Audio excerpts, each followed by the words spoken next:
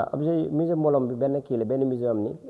ñi fa dëkk ñoo ko di créé parce que dañoo sonn si di gis chaque fois musée yi tubaab yi ñoo koy imposé wala ñi nga xam dañoo jàngi ñëw créé ay musée loolu moo tax ñoom ñu créé seen musée pour denc fa objet am ni ñu mën a utiliser boo duggee si ñoom seen dëkk objet yooyu da ngay fekk ba léegi ñu koy utiliser mooy masque yi nga wax ak objet yi nga xam ne kajando yi ak objet yi di ko utiliser pour mën a waxtaan ak seen maam yi nga xam dañoo làqu loolu mooy patrimoine immatériel léegi objet yooyu yëpp boo demee foofu da nga ko fekk mais tamit pour gis objet yooyu nga xam ne am na objet yu si bëri n'importe qui waru ko gis am na objet ni jigéen waru ko gis am na objet am ni ñoom ku nga xam ne bokkul si société waru ko gis léegi objet yooyu moom boo demee si musée bu doo ko fekk mais boo ñëwee musée bi nekk IFAN mën nga fa gis objet yi comme le Kumpo ak Essa May ak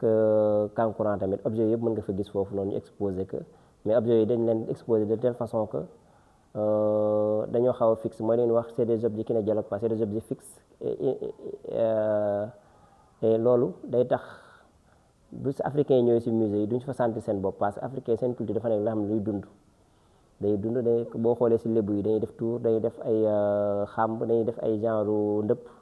bu demee si joolaay tamit dañuy def bukkut boo demee séeréer yi tamit am na des sociétés ndut yooyu yëpp boo ñëwee si musée yi doo ko fa fekk da nga fay fekk quelques objets ñun la lii fii la jógee nii ni ko utiliser alors que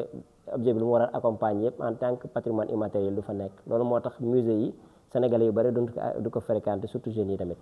waaw il faut que ñun suñu musée yi ñu jëm ko adapté ak suñu société musée yi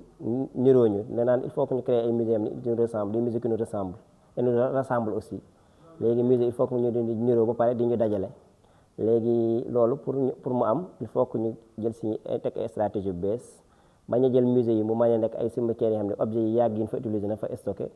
léegi musée yi di nekk benn lieu ba nga xamante ni day échanger de renouvellement de partage et de transmission du patrimoine culturel loolu moom daal mu ko defee musée yi dina dund ñu permettre jeunes yi tamit ñu ñëw foofu di def seen ay activités di découvrir patrimoine di tamit proposer yi de nouvelles formes de médiation tamit yu adapté aux jeunes et surtout tamit ndaw yi lu mu leen tënk mooy ñu dem formé wu comme ni ko Cheikh Anta doon kiiwee da ngeen di formé wu pour mën a nangu li ngeen moom boo amul formation monde bi léegi boo amul formation rek da lay marginaliser boo formé woo di nga am outil yi nga xam ni même restitution du patrimoine africain tamit danaan la bu la delloo il faut que nga am outil yi nga xam di nga mën a li la delloo di nga mën a sàmm valoriser que ça il faut passer par la voie diplomatique parce que y a le président Macron qui a promis de restituer ce patrimoine africain mais pour que cette restitution puisse se faire il faut savoir la provenance des objets si ces objets ont été acquis de manière licite ou bien illicite d'où ce qu'ils ont enclenché depuis quelque temps la recherche de provenance qui permet de situer l'objet dans son contexte africain et la façon dont ces objets ont atterri dans des musées et dans des collectionneurs privés. Et pour l'État du Sénégal, je pense qu'il faut essayer d'essayer d'utiliser la voie diplomatique, d'essayer de dialoguer avec la France et les musées pour voir ce qui existe là-bas,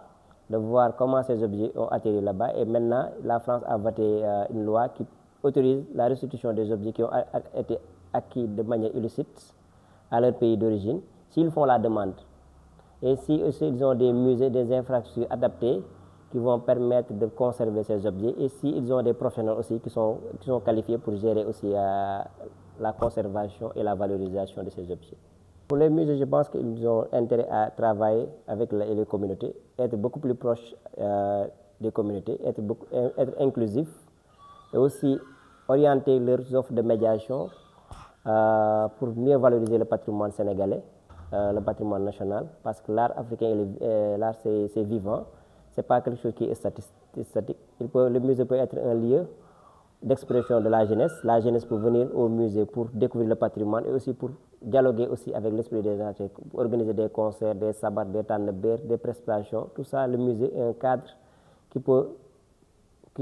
offrir à ces jeunes un lieu de divertissement. Et pour les jeunes africains, je les conseille, comme le disait Cheikh Anta Diop, formez-vous pour arracher leur patrimoine culturel. Parce qu'actuellement, même si tu vois la restitution du patrimoine africain, on dit que les Africains ne sont pas beaucoup formés, n'ont pas des musées adaptés.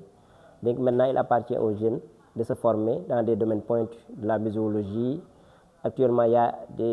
a une branche qui commence à développer tout ce qui est numérisation des collections.